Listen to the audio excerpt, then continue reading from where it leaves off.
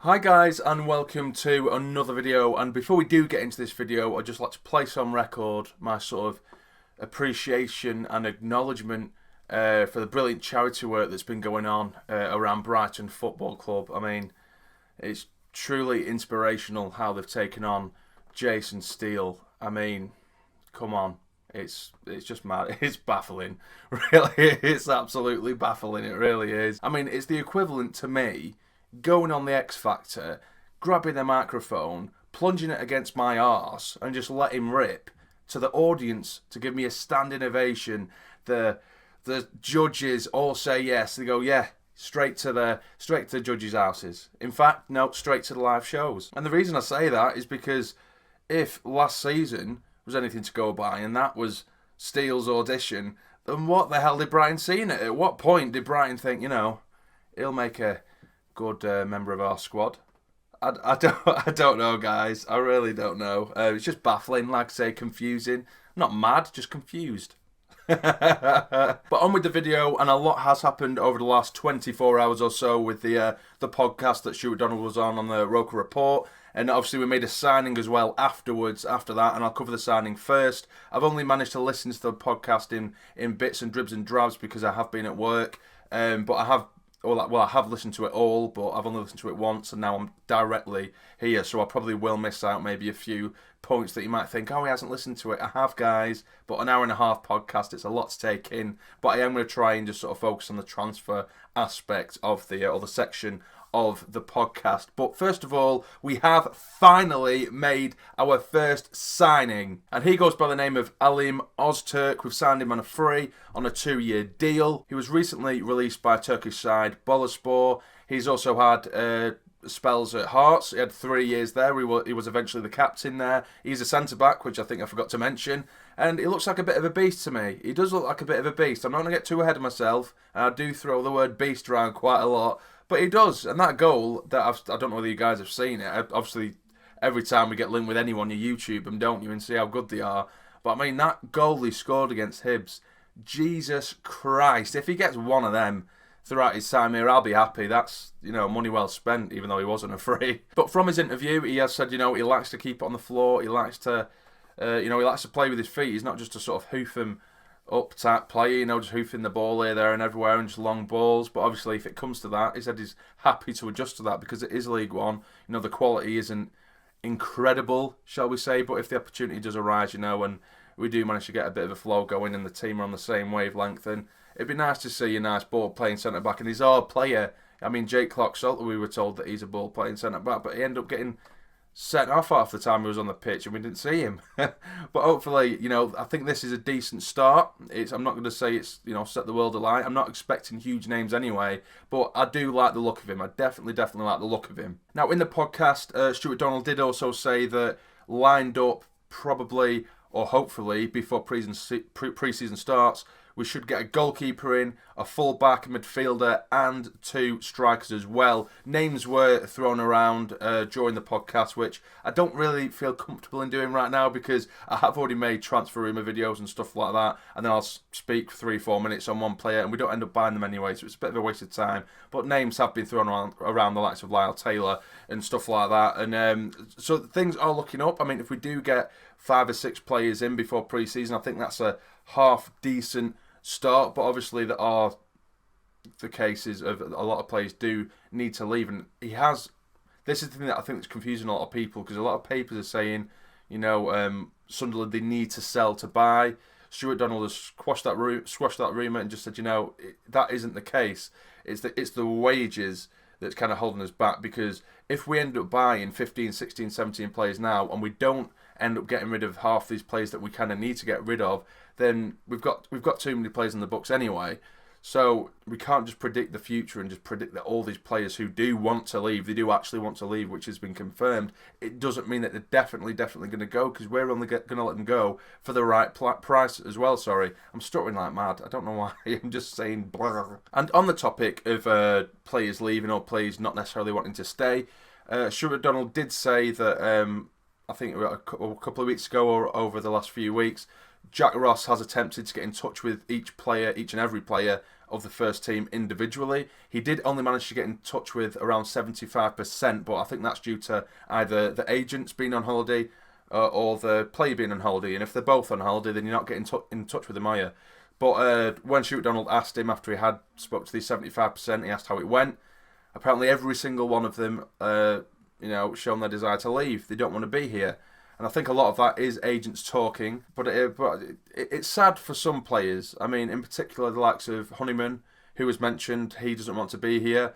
Again, it's difficult to say whether that is actually him speaking, because Stewart Donald did speak a lot about agents, which I'll get onto in a minute. But with Honeyman, I think that hurts me more than McNair, a lot more than McNair, because I'll get onto that in a minute as well. Because with Honeyman, he's a Sunderland fan. He could just be like me or you, playing Sunderland. He's living the dream. Last year was probably the first season where he got a full run in the team. He played almost every single game, didn't he? And now he's made that contribution. I'm not saying he single-handedly brought us down, because he hasn't. He was definitely one of our better players, even though I still on the whole think we're all very poor. He was one of the better players, and it's his first run in for the team that he supposedly loves, and he's contributed to our downfall, and now he wants to jump ship. If I was a Sunderland fan, and I was given, well, I am a Sunderland fan, and I was given the chance to play for the club, and I had witnessed the downfall that we've gone through, particularly last season, and I have the opportunity to get us back to where, I believe we belong, then there's not a chance in hell. If my agent was even saying, you could get better money here, better money there, there's not a chance. There's not a chance in hell that I would want to leave, because it's the club I love. It'd be my dream in the first place to be there. Obviously, if someone come calling like United or Chelsea or Spurs, Arsenal, whatever, I get it. I mean, that's a massive opportunity, even if you would only be on the reserves or something like that. That's a massive opportunity. But just to jump back up to, say, for example, that room with Chef Wednesday, I just don't get it. I don't see the point. But hopefully he does stay. I don't necessarily think he will. I think a lot of the players right now, even the youngsters, I think they are a lost cause. Donald did touch upon Joe Lasoro as well. His agent has said that he doesn't want to stay at the club. He doesn't want to be here. And apparently that was something to do with something that's actually gone on within the club. They haven't, Stewart Donald didn't go into too much detail about that, but something had gone on previously within the club and Joe Lasoro that it's almost like he hasn't forgiven the club for something, or there's something going on in the club that he doesn't like. There's an aspect of it that he doesn't like. Something has happened, an event has happened, and Stewart Donald has said that there is a small chance that, if Stewart Donald does get the opportunity to speak to him face to face, maybe he can find out more about what has happened within the club and Joe Lasoro, and maybe they'll be able to iron it out and sort it out, and he might just stay. But as of right now, Joe Lasoro doesn't want to be a part of this club. Now on to Paddy McNair. There's so many rumours going around now, and even after the podcast, a new sort of headline come out saying that Middlesbrough have withdrawn their 5 million bid that was originally accepted, or in excess of 5 million. That was which was accepted. They have withdrew it because they claim that once they have, or once we have accepted that bid, they claim that we have been offering McNair here, there, around, willy-nilly. They've been saying, you can have McNair for this price, you can have McNair for that price, and we've kind of spoiled the deal. But Stewart Donald has shed a bit of light on that with the agents. The agent has basically alerted teams that, this is what Sunderland are accepting. You can have him at this price. This is what Sunderland are accepting. It's him who's putting him in the shop window, which is essentially his job. But I hate agents after that podcast, by the way, but again, I'll get onto that in a second. So Stewart Donald basically said that originally McNair, it was definitely a no-go. He's going nowhere. He would be one of the best midfielders in the league, which I do agree. But at the same time, some fans have been saying, come on, he's worth 10 million, he's worth this, he's worth that. And McNair, no one's put in a transfer request, but McNair obviously has shown the intention to leave. He said in a recent interview that he wants to be in the Premier League. Every player does, fair play. But the only Premier League offer he's had is from Brighton, and that was, 3 million. So that just shows how much, the Premier League as of right now, they rate him, or they value him. So for us to ask for 10 million, it might be what we value him, but it's not what other teams value him, or stuff like that. It doesn't quite match. And if we think about it as well, I looked at a statistic. He's only played 25 games, 20-odd games for us in 2 years, and he's been injured for the majority of those 2 years. And the only time he's really, stood out from the crowd are the last 3 or 4 games of last season. So, to ask for 10 million for a player who's done nothing but be injured for 95% of your stay at Sunderland, I think it is quite ridiculous. He definitely has the ability. I'm not saying he doesn't. He definitely has the ability. But I'd snap someone's hand off for 5 or 6 million for a player like that. You know, when it gets the wage off the budget as well. He did touch upon as well, Stewart Donald. He spoke about the players that have shown that they would like to stay or have said they'd like to stay, and that is Adam Matthews, quite surprisingly. But Adam Matthews, I'm happy that he wants to stay. I think he could definitely do a decent job in League One. Especially under Jack Ross, there's a lot of players who would like to see, you know, how they'd improve or how they would perform under Jack Ross. So Adam Matthews, I'm happy with that one.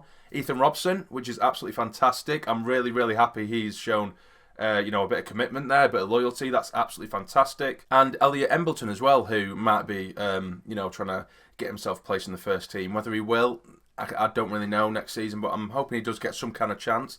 It'd be nice to see him in action a little bit more. Now on to the agents. You know, it's something that we all kind of knew happened. You know, we all say that there's no loyalty in football anymore. But to hear it straight from the horse's mouth, i.e. Stewart Donald, it was, I don't know what it was. It was quite a weird feeling to hear that, because it just shows what a business football has become.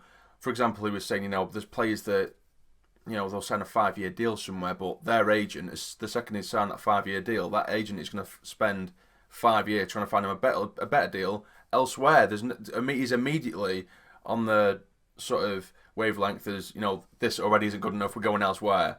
And especially with young players, I think that's terrifying, because if they have, you know, an adult as an agent, which they're going to, they're going to listen to them. And that's why I think now we have all these agents out and about with different young players, and I think that they really get into the head, and they can really change their outlook on football. Because as a kid, I'm sure most footballers, they want to play football for the love of football, and then an agent gets involved when they're 17, 18 or whatever, and says, yeah, the best money's here, the best money's there, and they're going to get attracted by that, by the fancy cars and this, that and the other. But just that little bit of insight, if you do watch or listen to the podcast, it was just quite, I don't know, I almost got quite a dark feeling after it. I don't know, it basically just sort of confirmed my worries about football in general, you know, the way it is. I'm someone who loves football for football, and I understand the business side has taken over massively over the last sort of decade or 2 decades, you know, but it's just sad. I think it's quite sad, guys, just the way it is at the minute. If you listen to the podcast, you'll kind of understand what I mean, and I know I'm just sort of rambling on now and not really getting into much, but just hearing about agents and the way they work in general, it was very interesting, don't get me wrong, but also very sad. Very sad. Now, I think that's where I am going to leave this video, guys. Obviously, a lot more was said within the podcast, but like I mentioned earlier, a lot was said in that podcast, and I've just gone straight to the camera, and I am going to make a mess of it, and I've been here, there, and everywhere, and haven't really stuck on one topic, but that was a lot of information to take in. But those are sort of my opinions on what are going on right now, and a sort of update of what is going on within the club. But if you have enjoyed the video, please give it a like. It would be massively appreciated, and subscribe if you are new to the channel. But for now, you take care and stay jamming.